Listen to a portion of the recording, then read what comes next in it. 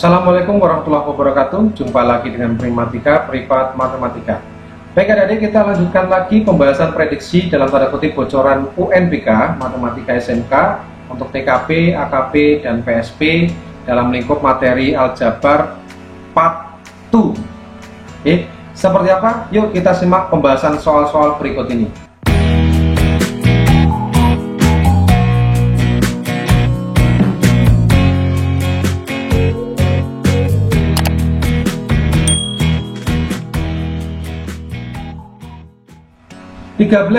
Persamaan fungsi kuadrat dari grafik fungsi di bawah ini adalah, oke, perhatikan adik-adik di sini titik 2,0 ya. 2,0 ini apa? Titik puncak, ya kan? Titik puncak atau titik balik sama ya. Titik puncak atau titik balik. Kemudian grafik melalui 0,4. Apa ini 0,4? Titik potong terhadap sumbu Y. Oke, pertama kali kalian bisa menganalisis ya. Kalau misalkan fungsi fx itu bentuk umumnya ax kuadrat plus bx plus c ya, maka jika bentuk grafiknya seperti ini, seperti orang senyum ya, maka pasti dia A-nya positif. Oke, kalau seperti ini, seperti orang sedih, maka pasti dia A-nya negatif. Gitu ya. Lihat di sini A-nya positif semua ya. Oke. Kemudian yang paling mudah lagi yang kedua adalah kalau dia memotong sumbu Y positif, ini kan di sumbu Y positif. Oke. Memotong di sumbu Y positif, maka pasti C-nya positif. Ya. Ini pasti dia C-nya positif. C itu apa? Yang belakang sendiri. Nah, jadi ini nggak mungkin nih. Ya. Ini bisa, ini bisa, ini bisa. Jadi yang nggak mungkin hanya A ya. Oke, berarti kalau sudah begini, kita mau nggak mau harus menyusun persamaan fungsi kuadratnya ya. Apa yang diketahui di soal titik puncak atau titik balik XP YP sama dengan apa? 2,0. Oke, melalui 0,4. Maka kalian bisa menggunakan rumus ini adik-adik untuk menyusunnya. Y sama dengan A dikali X dikurangi XP ya, dikuadratkan ditambah YP ya. Ini rumus mencari persamaan fungsi kuadrat kalau yang diketahui adalah titik puncaknya ya. Y sama dengan A dikali X min XP. XP nya kan ini 2 kan, 2 ya, kuadrat ditambah YP, YP nya 0. Oke. Nah, terus A-nya berapa Kak? A-nya kita cari dari titik lain yang dilalui, 0,4. 0,4 ini kan berarti X-nya 0, Y-nya 4 ya. Titik kan selalu X, Y gitu kan. Jadi X-nya 0, Y-nya 4. Berarti Y-nya di sini kita ganti 4. Oke. X-nya kita ganti dengan 0. Ya, ini kan plus 0, nggak usah ditulis. Berarti apa? 4 sama dengan A dikali berapa nih? Min 2 kuadrat, berarti berapa? 4 ya kan? 4A berarti, maka A nya berapa? 1, 4 bagi 4 kan? Nah, berarti persamaannya gimana Kak? Masukkan lagi ke sini, A nya diganti dengan 1, maka jadinya apa? Y sama dengan 1 dikali X dikurangi 2 kuadrat. Oke, ada nggak jawabannya? Oh, sudah ada, berarti ini C. Oke, bisa dipahami ya. Berikutnya nomor 14. Grafik fungsi kuadrat yang mempunyai persamaan min 3x kuadrat plus 6x plus 9. Oke, ingat tadi kalau koefisien x kuadrat atau A-nya negatif, maka gambarnya seperti orang sedih semua ya. Oh, ini sudah seperti seorang sedih semua ini. Ya kan? Kemudian C itu apa? C itu berarti menandakan dia memotong sumbu Y positif. Oh, ini memotong sumbu Y positif semua. Ya, 9 berarti kan A atau D ya. Pilihannya tinggal A atau D. Nah, bedanya di titik potong sumbu X. Titik potong sumbu X-nya berbeda antara A dengan D. Berarti tinggal gini ada di cari titik potong sumbu X dari persamaan ini gitu ya, supaya kalian mengerjakannya lebih efektif. Kalau mencari titik potong terhadap sumbu X, maka Y-nya kalian ganti dengan 0 ya. Jadi gini, titik potong sumbu X, maka Y-nya kalian ganti dengan 0. Begitu juga sebaliknya, kalau mencari titik potong terhadap sumbu Y, berarti X-nya yang kalian ganti dengan 0 gitu ya. Sekarang kalau Y-nya kita ganti dengan 0, berarti menjadi persamaan kuadrat, iya kan? Min 3X kuadrat ditambah 6X ditambah 9. Oke. Kemudian berapa X-nya? Kita faktorkan. Kak, mau saya sederhanakan dulu? Boleh. Ini misalkan disederhanakan dulu kan bisa ini. Ya, dibagi dengan berapa misalkan? Min 3 aja ya. Dibagi min 3 jadi apa? 0 bagi min 3 berarti jadi X kuadrat, bagi min 3 berarti berapa? Min 2X bagi min 3 berarti min 3. Kemudian kita faktorkan berapa? X jadi apa? Min 3 plus 1, betul ya? Min 3 kali 1 min 3 tambah 1 min 2. Maka jika kita samakan dengan 0, masing-masing kita samakan dengan 0, kita dapatkan X nya 3 atau X nya sama dengan min 1, berarti dia berpotongan di sumbu X di min 1 sama 3. Min 1 sama 3 mana? Ini kan? Ya, maka jawaban yang benar adalah A, bukan yang D. Paham ya? Oke, berikutnya nomor 15. Oh, ini logika jadi. Ingkaran dari pernyataan pelajaran matematika mudah atau semua siswa belajar adalah berarti ini bentuk ingkaran atau negasi ya dari disjungsi. Kenapa disjungsi? Ada kata atau ya, jadi bentuk P atau Q ya. Kalau P atau Q ini dinegasikan, maka hasilnya menjadi negasi P, ataunya berubah menjadi dan ya, negasi Q, itu kan ya, negasi Q. Nah, tetapi kalau misalkan pelajaran matematika mudah ini adalah misalkan pernyataan P, semua siswa belajar ini misalkan pernyataan Q, ya kan? Maka pernyataan Q ini bentuknya kuantor adik-adik. Kuantor itu apa? Ini loh, ada kata-kata semua, ya. Ada kata-kata semua, setiap itu sama. Kalau semua, setiap itu bentuknya seperti A besar terbalik ini. Ya, kalau ada kata-kata ada, beberapa, terdapat, itu berarti bentuknya kuantornya gini, kayak huruf E besar terbalik. Ya, kalau E besar terbalik seperti ini, itu dia kata-katanya itu gini, beberapa. Ya, kata depannya ya, beberapa, terdapat, ada, itu simbolnya seperti ini. Tapi kalau semua, setiap, ya itu simbolnya seperti A besar dibalik. Ya, jadi sebenarnya soal ini itu kalau kita tulis dalam bentuk simbol, jadinya gini, P atau ini kuantor Q, gitu ya, kuantor Q. Kalau ini dinegasikan, maka sesuai dengan yang di atas tadi, yang ini jadinya negasi P dan negasi dari kuantor universal, ini namanya kuantor universal dari Q. Maka jadinya apa? Jadinya begini adik-adik. Dan kuantor universalnya ini berubah menjadi kuantor eksistensial, jadi E terbalik. Ya, Q-nya berubah menjadi negasi Q, gitu ya, menjadi negasi Q. Maka kata-katanya jadi apa? P menjadi tidak. Pelajaran matematika tidak mudah, ya kan? Tidak mudah. Jadi pelajaran matematika tidak mudah dan, ya kan? Dan setiap apa? Beberapa, ya kan? Ini kan tadi saya bilang beberapa, terdapat, ada, gitu ya.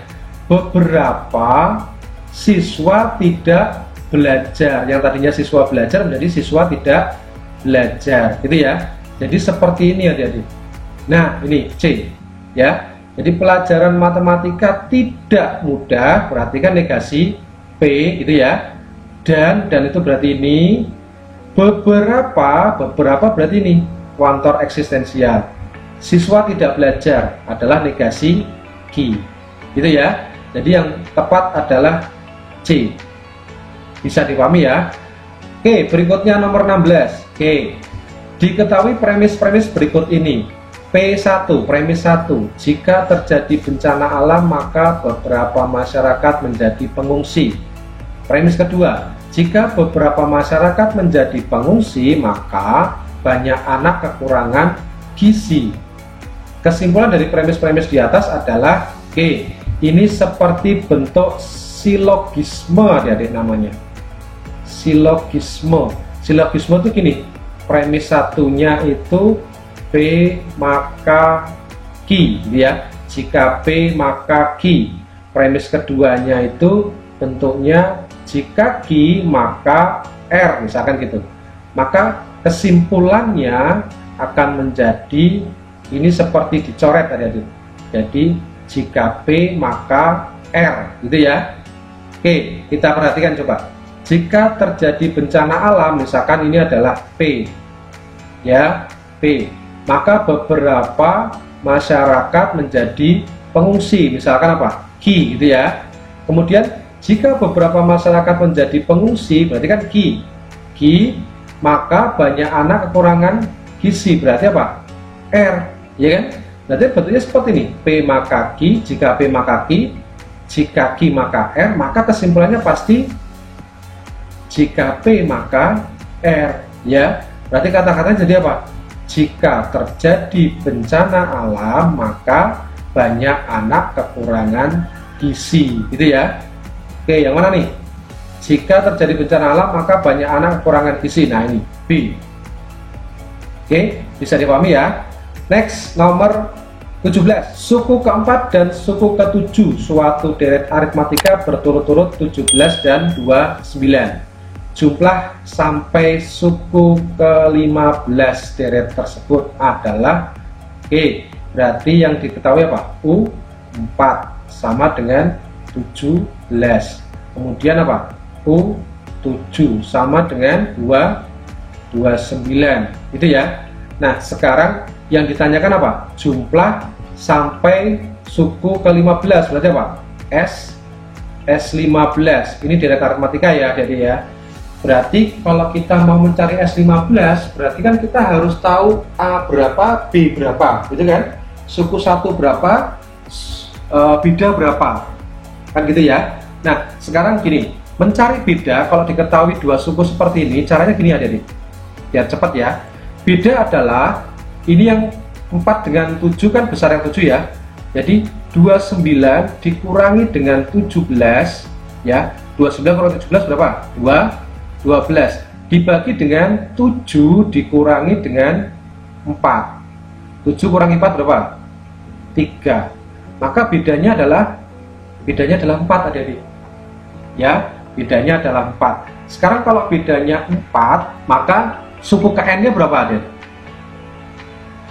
Suku KN kalau bedanya 4, pasti suku KN-nya adalah 4N ya. Nah, di belakangnya ini berapa? Tinggal kita cek. Kita tahu bahwa suku keempat itu adalah 17. Berarti kalau N-nya kita ganti 4, maka jadinya kan 4 kali 4 nih. 4 kali 4 berapa? 16. Supaya 17 ditambah 1 kan gitu. Jadi ini adalah suku KN-nya adalah 4N plus 1. Berarti suku 1 berapa? 4 kali 1 ditambah 1 berapa? 5. Gitu ya. Jadi suku satunya 5. Sehingga S15 rumusnya apa adik? 15 per 2 atau N per 2 gitu kan ya. Dikali 2A. 2A berarti apa? 2 kali 5 ditambah N-1 berarti 15 dikurangi 1 dikali B. B nya berapa? 4. Oke, sama dengan 15 per 2 jangan kalian tulis 7,5 ya, biarkan gini aja. Kecuali kalau bisa dibagi silahkan dibagi, kalau tidak bisa mendingan biar seperti ini. 2 kali 5 10 ditambah 14 kali 4 50 56. Maka jadinya berapa? 15 per 2 dikali 6 66. Kita coret jadi 3. Berarti berapa nih adik-adik? 495. Oke, jawaban yang tepat adalah D. Itu ya. Next, 18. Penjualan kedelai di sebuah toko mengalami peningkatan yang tetap setiap bulannya. Jumlah penjualan kedelai pada bulan pertama 12 kilo, bulan kedua 15 kilo, dan bulan ketiga 18 kilo.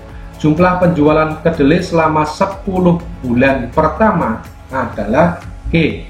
Apa ini adik-adik? Deret, aritmetika ya. Jadi U1-nya itu 12, U2-nya 15, U3-nya 18, dan seterusnya. Kalian diminta mencari apa ini berarti? Jumlah penjualan kedelai selama 10 bulan pertama. Berarti apa? S10, ya kan? Kalian diminta mencari S10, jumlah 10 pertama, 10 suku pertama, ya kan? Nah, 12 ini A, berarti bedanya berapa? 15 kurangi 12, bedanya adalah 3. Maka S10 berapa? Kita hitung 10 per 2 dikali 2A, 2 kali 12 ditambah N-1, berarti apa? 10 dikurangi 1 kali B, B nya 3 ya. Jadi rumusnya N per 2 dikali 2A N-1 B, gitu ya. Nah, ini 10 bagi 2 kan bisa dibagi tidak apa-apa, 5 ya. 24 ditambah berapa nih? 9 kali 3 27. Maka jadinya 5 dikali berapa? 4, 51 ya. Maka jadinya 255 kg. Ini jawabannya. Maka yang tepat adalah A. Oke. Next, 19. Diketahui suatu barisan geometri U6864 dan U1054. Suku ketiga barisan tersebut adalah E. Nah, sekarang gini adik-adik. Suku ke-10 itu kalau kita tulis dalam AR jadinya apa? AR pangkat 9. Betul kan? Betul ya? Karena rumus suku ke N itu kan AR pangkat N-1. Jadi kalau U10 berarti A kali R pangkat 10 min 1, jadi 9 ya. Sama dengan berapa? Diketahui di soal 54. Nah, kemudian suku ke-6 berarti apa? AR pangkat 5 ya. 6 kurangi 1 berarti kan 5. Di soal sama saja dengan 864. Oke, nah sekarang tinggal kita bagi aja ini adik-adik. Nah, ini kita bagi aja. AR pangkat 9 dibagi AR pangkat 5. Jadi kan kalau A-nya kita coret, berarti kan R pangkat 9 dibagi R pangkat 5 menjadi R pangkat 9 dikurangi 5, berarti kan pangkat 4, gitu ya.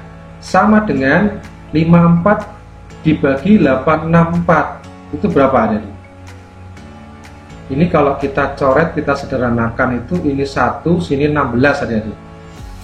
Ya, jadi sama saja dengan 1 per 16. Oke, sekarang gini. Kalau kalian menjumpai soal geometri ya, deret geometri, umumnya adik-adik, umumnya R yang dipakai itu kalau tidak 2 ya 3, gitu ya.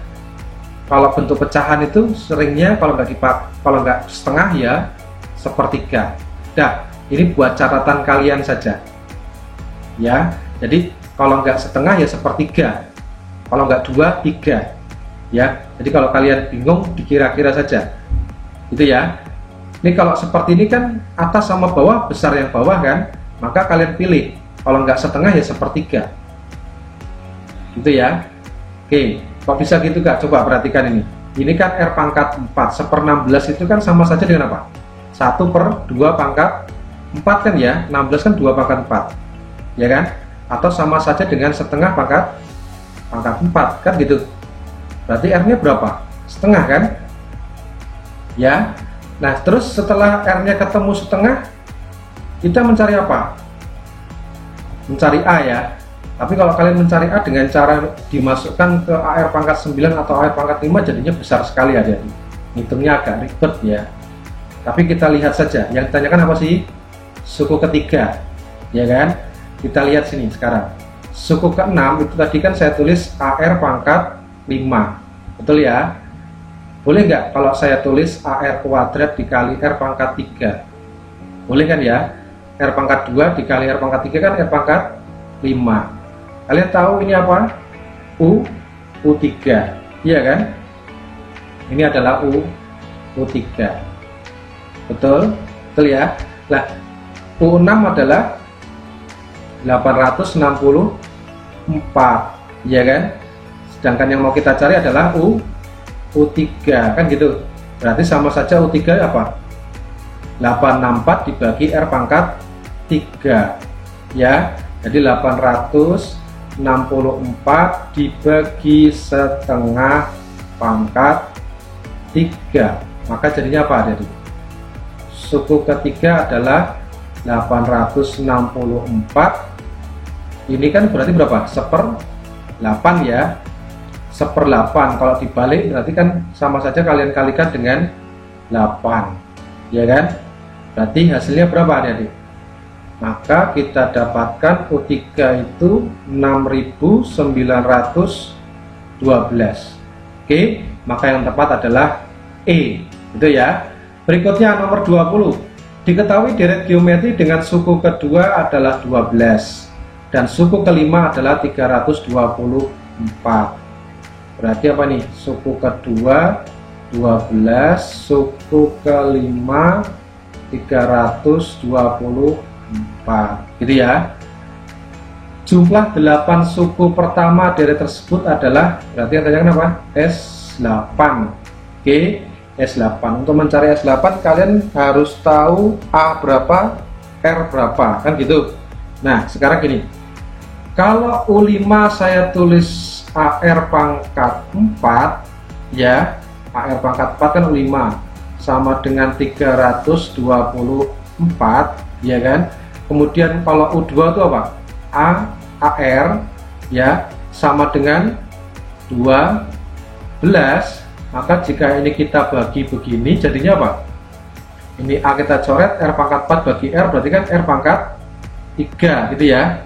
Maka 324 dibagi 12 berapa adik-adik? Sama dengan 227, berarti R pangkat 3 sama dengan 3 pangkat 3, maka R-nya adalah 3, gitu ya. Nah, sekarang cari A-nya. A itu berarti kan bisa kita cari dari U2 tadi ya. A dikali R sama dengan 12. R-nya 3. Nah, kan gini. Maka A-nya berapa? 12 dibagi 3, berarti berapa? 4. Oke. Karena R-nya ini lebih dari 1, maka kita mencari Sn-nya menggunakan rumus yang A dikali R pangkat N min 1 dibagi R min 1, gitu ya. Kalau R-nya lebih dari 1 pakainya yang ini. Kalau R-nya kurang dari 1 ini dibalik, 1 min R pangkat N dibagi 1 min R, gitu ya. Nah, ini S8, maka sama dengan apa? A-nya 4 dikali R-nya 3, 3 pangkat 8 dikurangi 1 dibagi R-nya 3 dikurangi 1, ya. 3 kurangi 1 2, 2 dengan 4 masih 2, maka sama dengan berapa nih? 2 dikali 3 pangkat 8 berapa adik? 6.561 dikurangi 1 ya, berarti sama saja 2 dikali 6560, berarti berapa nih adik? 13.120 ya, 120. Ini jawabannya. Maka yang benar adalah D. Oke, berikutnya 21. Rini menabung uang di bank sebesar 5 juta rupiah. Jika bank memberikan suku bunga majemuk 1% per bulan dengan asumsi tidak ada biaya administrasi, dengan bantuan nilai berikut maka besar tabungan Rini setelah 2 tahun. Setelah 2 tahun itu berarti berapa bulan ada di? 24 ya. Ini adalah aplikasi barisan deret geometri ya. Kalian pakai rumus ini. MN sama dengan M0 dikali 1 ditambah R dipangkatkan N Nah, ini MN adalah uang setelah N periode, M0 adalah uang kondisi awal, R adalah persen bunga, ya. R ini persen bunga, N adalah periodenya, berapa bulan, berapa tahun gitu ya. Nah, karena ini bunganya 1% per bulan, berarti selama 2 tahun, maka sama saja dicari 24, M24 gitu ya. M0 adalah 5 juta. Ini dikali 1 plus R, R-nya adalah persennya. 1% itu kan sama saja dengan 1/100. Kalau dibagi jadi apa? 0,01 gitu ya, pangkat 24. Oke, berarti sama aja dengan 5 juta dikali 1,01 pangkat 24. 1,01 pangkat 24 berapa? Di sini ada 1,2697, berarti kita gunakan itu 5 juta dikali dengan 1,2697. Oke, maka hasilnya berapa? Ini kalau kita hitung, kita dapatkan 6.348.500 rupiah. Jadi ya, hasilnya adalah ini. Maka jawaban yang benar yang mana? Nah, ini C. Oke, nomor 22. Jika jumlah deret geometri tak hingga adalah 30 dan rasionya 2/5, suku pertama deret tersebut adalah G. S tak hingga itu rumusnya apa adik-adik? A dibagi 1 dikurangi R gitu ya. Jadi tinggal kita masukkan ke dalam rumus saja. S tak hingganya itu 30 kan gitu, sama dengan A dibagi 1 min R. R-nya adalah 2/5. Berarti apa nih? 30 sama dengan A dibagi 1, ini kan sama saja 5/5. 5/5 dikurangi 2/5 berarti kan 3/5 ya. Maka A nya berapa? Ini tinggal kita kalikan aja. Berapa jadinya?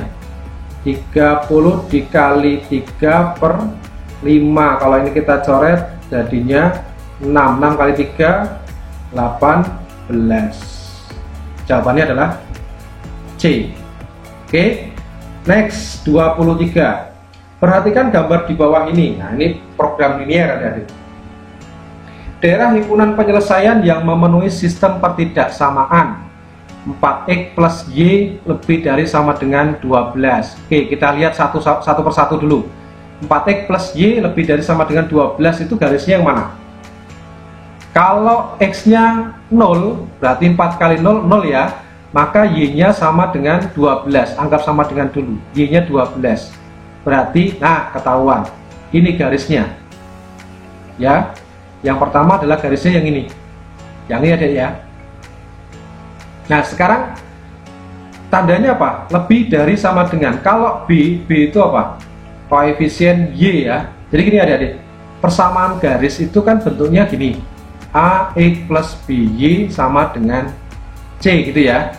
Nah kalau bentuk pertidaksamaan atau program linear seperti ini itu gini, jika B nya positif ya, maka lebih dari sama dengan itu yang diarsir berarti atas garis ya, atasnya garis. Kalau kurang dari sama dengan berarti yang diarsir adalah yang bawah, daerah penyelesaiannya ya, daerah penyelesaiannya. Tapi kalau B nya itu negatif, kebalikan berarti lebih dari sama dengan itu yang diarsir adalah yang bawah gitu ya. Sedangkan yang kalau kurang dari berarti yang atas. Oke, gitu ya. Kalau misalkan kalian bingung, Mas, bisa kalian cari titik di daerah penyelesaian atau di daerah arsiran, masukkan ke pertidaksamaannya, benar atau tidak gitu ya. Oke, kita cek yang pertama ini. Ini kan B nya 1, 4x plus 1y, B nya 1, positif kan ya. Lebih dari sama dengan, lebih dari sama dengan berarti harusnya apa? Atas. Jadi kalau garisnya ini, maka daerah penyelesaiannya harusnya di atasnya, di sebelah kanan sini ya. di atasnya. Berarti ini jelas salah, 2 salah, 3 jelas salah. Kemungkinannya tinggal 4 sama 5 ini. Gitu ya. Nah, kemudian kita cek yang kedua, 2x plus 3y kurang dari sama dengan 12. Pasti kan garisnya ini, nggak ada yang lain kan. Jadi pasti garisnya ini. Lihat, A 2x plus by, b-nya 3, positif kan? Karena positif, kurang dari berarti daerah bawah yang aksirannya atau daerah penyelesaiannya yang bawah. Ini garis bawahnya mana? Kan ini, ya kan? Berarti 5 ini salah, yang benar adalah 4. Oke ya, jadi jawabannya adalah D. Bisa dipahami ya. Next, terakhir 24. Suatu perusahaan memproduksi 2 jenis barang. Barang jenis 1 membutuhkan 40 kilo barang mentah dan memerlukan waktu 16 jam gitu ya. Barang jenis 2 membutuhkan 20 kilo bahan mentah dan butuh waktu 24 jam. Oke. Kita sederhanakan dulu biar lebih mudah. Kita buat tabel sini. Apa yang diomongin? Barang. Ya. Ada barang jenis 1, ada barang jenis 2. Ya. Ini yang nanti kita misalkan 1 itu adalah X, 2 itu adalah Y, misalkan gitu. Oke. Nah, dari barang yang dibicarakan ini membutuhkan apa? Bahan mentah. Bahan yang dia butuhkan untuk barang jenis 1 itu 40 kilo, ya kan? Terus kalau barang jenis 2 20 kilo. Itu ya. Setelah apa? Selain bahan selain bahan apa lagi? Waktu. Barang jenis 1 membutuhkan waktu 16 jam. Ini ya. Barang jenis 2 membutuhkan 24 jam. Kan gini. Ya. Oke, sudah clear ya. Terus kita baca lagi. Bahan mentah dan waktu yang tersedia 800 kilo dan 640 jam. Berarti kan ini yang disediakan. Ya, yang disediakan bahan mentahnya itu 800 kilo. Ini harus sama ya. Satuannya, kalau kilo semua, gram semua. Ini kebetulan kan kilo semua ya. Kemudian waktunya adalah 640 jam. Nah, kan gini. Jika barang jenis 1 dijual 300.000, barang jenis 2 250.000, maka pendapatan maksimum yang diperoleh perusahaan adalah ini harga jual. Ya. Barang jenis 1 300.000. Barang jenis 2 250.000. Nah, nanti berarti yang di kotak ini adalah Z-nya atau fungsi objektifnya fx, y gitu ya, atau Z-nya apa? 300.000 X ditambah 250.000 Y gitu ya.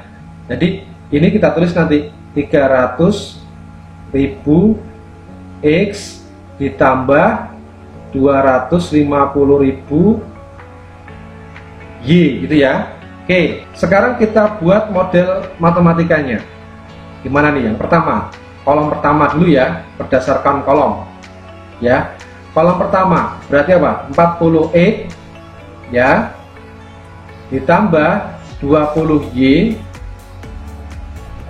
Nah, ini adalah 800, ini adalah persediaan. Dia punyanya hanya 800, berarti tandanya harus apa?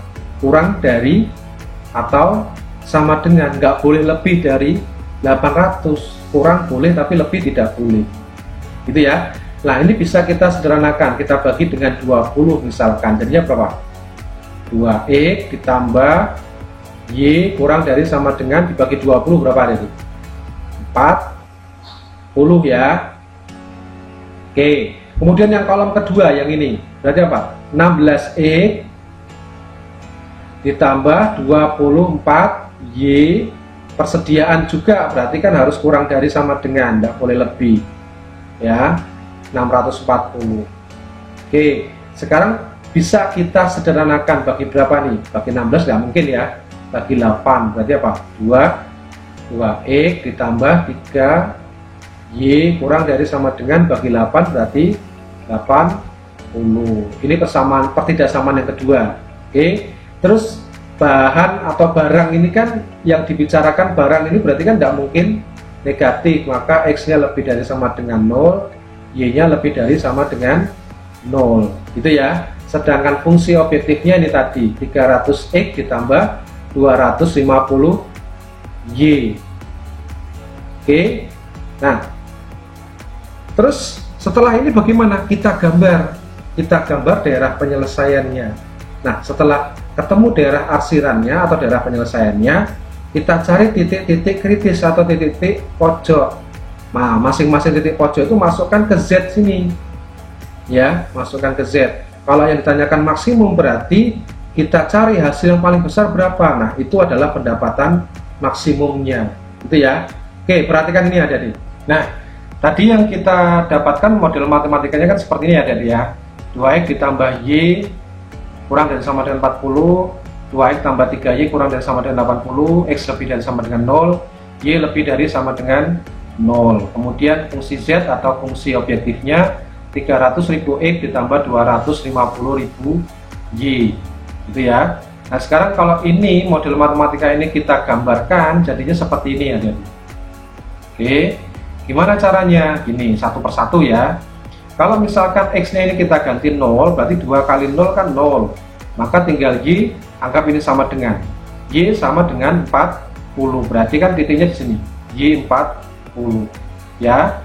Kemudian gantian, y-nya yang diganti 0. Kalau y diganti 0, berarti ini 0, tinggal 2x sama dengan 40. Berarti x-nya sama dengan 40 dibagi 2. 20, maka x-nya 20. Nah, antara y 40 dan x 20 dijadikan satu garis, dihubungkan garis itu ya. Kemudian yang kedua, kalau ini y nya diganti 0 berarti 3 kali 0 0, berarti tinggal 2x sama dengan 80, berarti x nya kan 80 per 2 40 ya. Gantian sekarang x nya yang diganti 0, x diganti 0 berarti 3 kali 0 2 kali 0 0, maka tinggal 3y sama dengan 80, maka y nya berapa?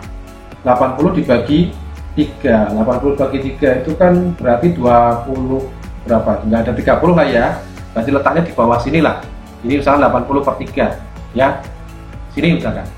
Oke. Nah, sekarang sudah tahu persamaan garisnya seperti ini, kemudian kita cari daerah arsirannya ya. Yang pertama, yang ini. Lihat ini B-nya positif 1 kan? Kalau B-nya positif 1, tandanya kok kurang dari. Kalau kurang dari berarti kan harusnya daerah penyelesaian itu di bawah garis ini, ya, di bawahnya sini. Tetapi gini adik-adik, ini hanya untuk tips saja ya, tips untuk kalian. Kalau mau menggambar daerah penyelesaian, lebih baik yang kalian coret itu yang sebaliknya atau daerah yang bukan penyelesaian, ya. Jadi daerah penyelesaiannya kalian biarkan kosong. Oke, nah kalau tadi kan harusnya penyelesaiannya yang bawah sini ya.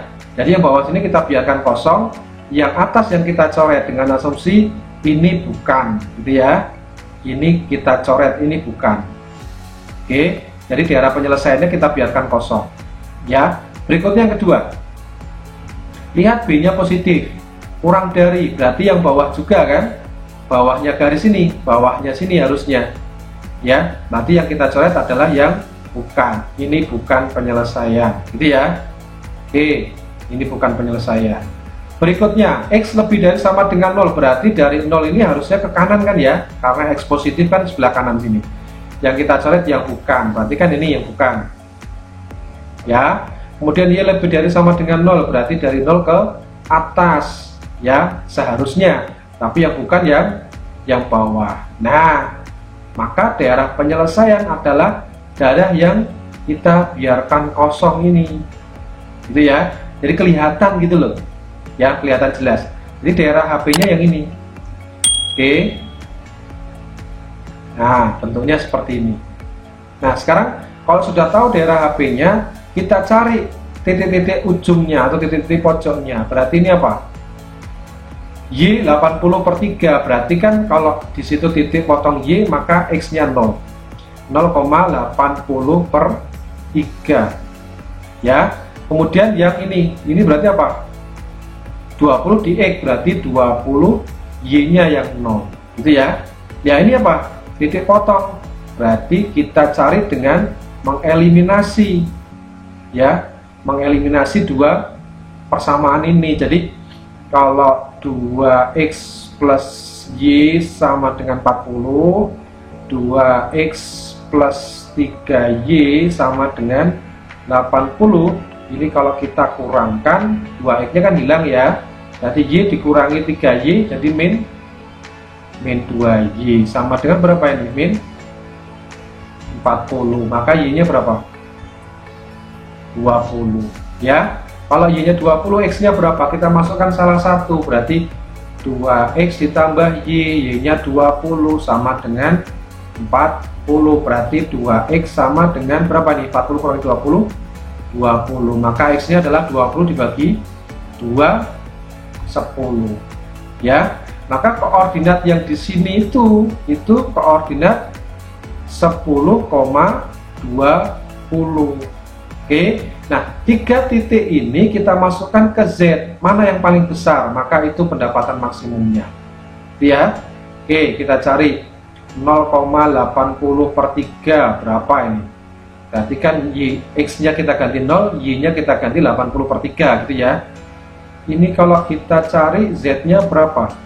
300.000 kali X nya 0, nggak usah dihitung, berarti 250.000 dikali 80 dibagi 3 gitu ya. 250.000 itu kalau kita tambahkan nolnya 1, 2.500.000 ya. 2.500.000 kali 8 berapa ada? 20 juta. 20 juta dibagi 3 ya. 20 juta dibagi 3. Nah gini. Terus kalau 10,20 maka Z nya berapa? Berarti 300.000 dikali 10 3 juta ditambah 250.000 dikali 20 berarti berapa? Berarti 5 juta tambah 3 juta 8 juta ya. Oke, kemudian kalau 20,0 jadinya berapa adik-adik? Berarti kan 300.000 dikali 20 ya, berarti 6 juta. Nah, di antara ketiga nilai ini mana yang paling besar? Ini kan berarti berapa? 7 juta aja nggak sampai ya. 7 juta nggak sampai, berarti yang paling besar kan ini ya kan. Maka pendapatan maksimumnya adalah 8 juta. Jadi jawaban yang benar adalah B gitu ya. Oke, tuntas sudah untuk pembahasan dalam lingkup materi aljabar. Semoga bermanfaat untuk kalian. Tetap semangat dalam belajar. Sampai jumpa lagi di video-video terbaru Primatika. Ke depan secepatnya akan kita lanjutkan untuk lingkup materi yang lainnya. Oke, sampai jumpa lagi. Assalamualaikum warahmatullahi wabarakatuh.